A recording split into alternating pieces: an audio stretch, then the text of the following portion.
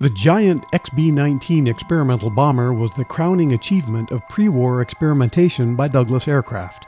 American aircraft manufacturers quickly embraced aluminum construction methods in the 1930s that made larger airframes practical.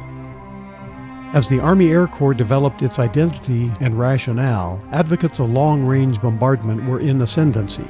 They believed a strong bomber role was the best way for the Air Corps to prove its value. Douglas submitted a proposal that became the Air Corps' XBLR-2 in 1935, standing for Experimental Bomber Long Range 2. In that same year, Douglas was working on the DC-4 experimental prototype airliner that boasted cutting-edge tricycle landing gear, auxiliary power plants, an onboard AC electrical system, and power-boosted flight controls, all of which Douglas designers incorporated into their bigger notional bomber that became the B-19. At the time of its rollout, the B-19 was called the largest aircraft in the world. The XB-19's wingspan of 212 feet was more than twice that of the B-17. The XB-19's huge fin and rudder stood 42 feet above the ground. The B-19 used a wing plan form of typical style for Douglas in the 1930s, with a straight trailing edge and sharply tapering leading edge. Power initially was provided by 4 Wright R3350 radial engines. With a range listed as greater than 5,000 miles and a ferry range of more than 7,000 miles, the XB-19 could use auxiliary bomb bay gas tanks to bring its fuel capacity to 11,000 gallons, which a Douglas publicist likened to the volume carried by a standard railroad tank car of the day. The path from drawing board to runway was arduous, and the XB-19 did not fly until June 27, 1941. By that time, its design was not viable for a combat aircraft, based on the current state-of-the-art in the European war already underway. But the big B-19 had a significant role to play in research and development. Douglas had instrumented its earlier DC-4E with many strain gauges to record in-flight stresses and loads on parts of the airframe, and this science was also applied to the XB-19. The successful flight of the B-19 provided assurances that other large aircraft, some not as big, others, like the B-36 even bigger, could be built. Douglas's detailed strain gauge measurements on the B-19 provided the American aviation industry with useful statistics when it came time to envision and build newer large aircraft. It has been said the B-19 engineering data from its flight test program was still useful decades later. When the XB-19 first rolled out from the Douglas Santa Monica plant, its single huge main wheels settled into the asphalt on the ramp. 5 years later, the prototype B-36 made its debut with single main wheels, soon replaced with multi-wheel bogies to spread the load. The XB-19 was an early adopter of R3350 engines, and data garnered aboard the XB-19 helped when these power plants were selected for the B-29 Superfortress. The B-19 weighed 43 tons empty and 70 tons at normal gross weight. It had a maximum allowable weight of 81 tons. Douglas counted 3 million rivets holding the XB-19 together. At its longest range of more than 7,000 miles, the XB-19 would be aloft for 55 hours. Relief crew members were provided ample room, including bunks in the spacious fuselage. Anticipating the potential for engine malfunctions while flying for days at a time, Douglas provided the XB-19 with in-flight access to the engine nacelles to allow some maintenance and repairs to be made while aloft. The R3350 engines gave the XB-19 a top speed of 224 miles per hour and a cruising speed of 135 miles per hour. Huge flaps contributed to a landing speed of 73 mph. Some accounts say it was as low as 69. In keeping with its testbed status, the B-19 swapped its radial engines for a set of liquid-cooled Allison V3420 engines, essentially 2 Allison V12s mounted together and producing 2,600 horsepower each. This effectively added 2,400 horses to the bomber's total output and raised the top speed to 265 miles an hour at 20,000 feet, and cruising speed was up to 185. The liquid-cooled engines used 4-bladed propellers of slightly smaller diameter than the original 3-blade props. With the Allisons mounted, the bomber was known as the XB-19A. First flight of this configuration came in January 1944.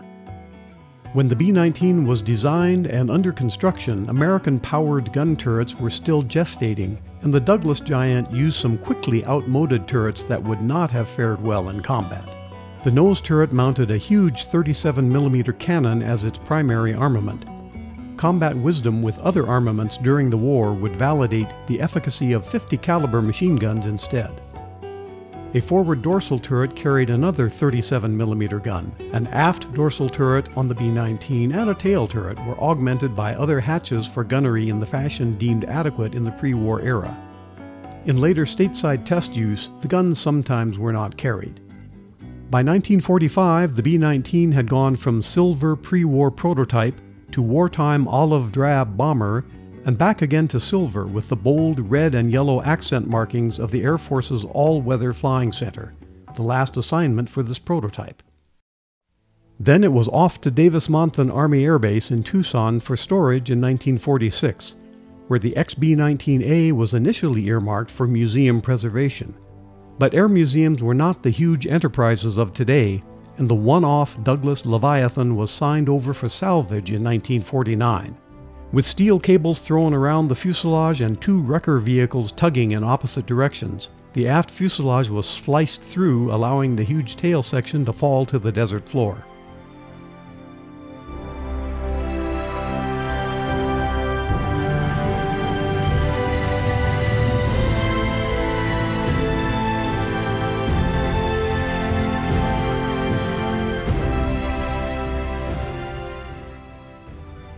One of the XB-19's giant 8-foot main tires survives in the National Museum of the U.S. Air Force at Dayton, Ohio. Though never put into production and never used in combat, the XB-19 was definitely a milestone of progress for the aviation industry.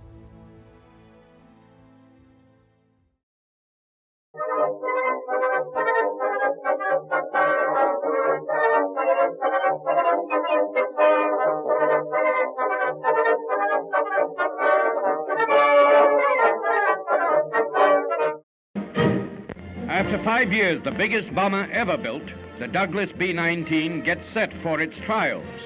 With a wingspan equal to the height of a 20-story building and wheels that dwarf the tallest man, this 80-ton giant is capable of flying to mid-Europe and back with 18 tons of bombs. A $2 million sky battleship that makes all other bombers look like toys.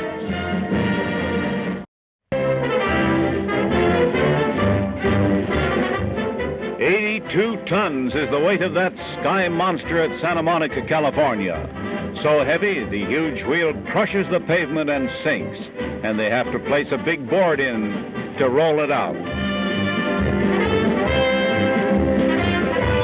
The wingspan, 212 feet.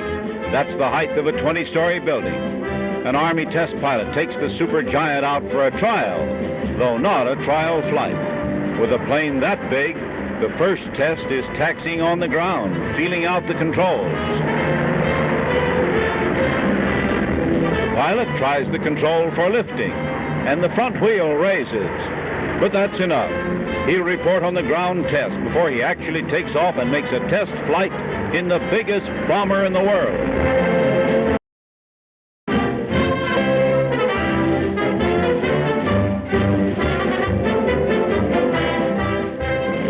Test flight of the biggest airplane in the world, to be powerfully armed, gun turret in the tail.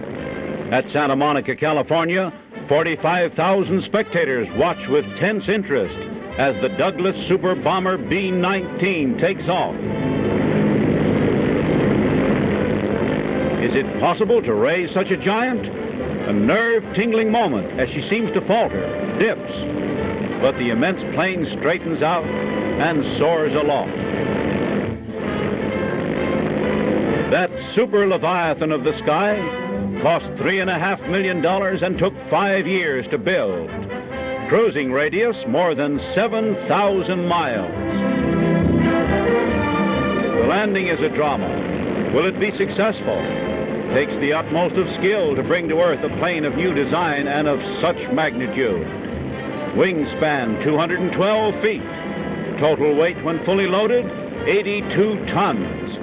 And that's being landed for the first time. Wheels down. There's a rebound of the vast weight. And then, smoothly along. The successful test flight of the biggest of all skycraft, latest and largest addition to American air power. Takes quite an aviator for that great a job.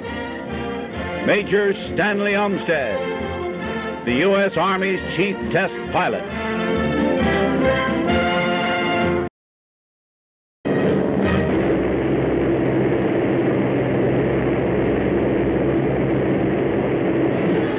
Flying tests for the world's biggest and most powerful bomber, the United States Army's B-19. The Sky King staggers the imagination. The rudder tip is 4 stories above ground. The landing wheels are 8 feet across and weigh over a ton apiece. To each wingtip is a half a block's walk. The Army crew goes aboard for the vital test flight. Lieutenant Colonel Umstead, only man to fly the big ship, is next to the last aboard. Then 4 18-cylinder motors start their roar of power. Inside the control cabin, the order is, up she goes.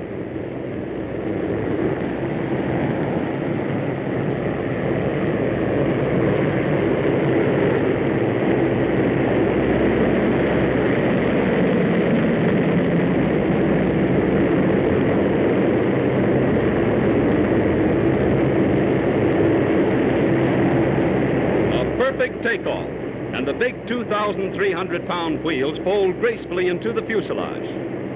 Inside the B-19, Pilot Umstead is at the wheel. Everything is calm and casual. Or does that cigar indicate a little nervousness? Well, with 8,000 horsepower and a crew of 10 under your command, you might be nervous too, mister.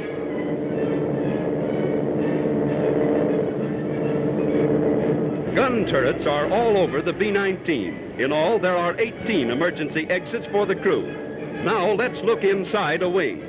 Man-sized passageways run through the wings to the motor repair stations. The motors are air-cooled. Each generates over 2,000 horsepower. Each wing also is designed to carry 6 bombs.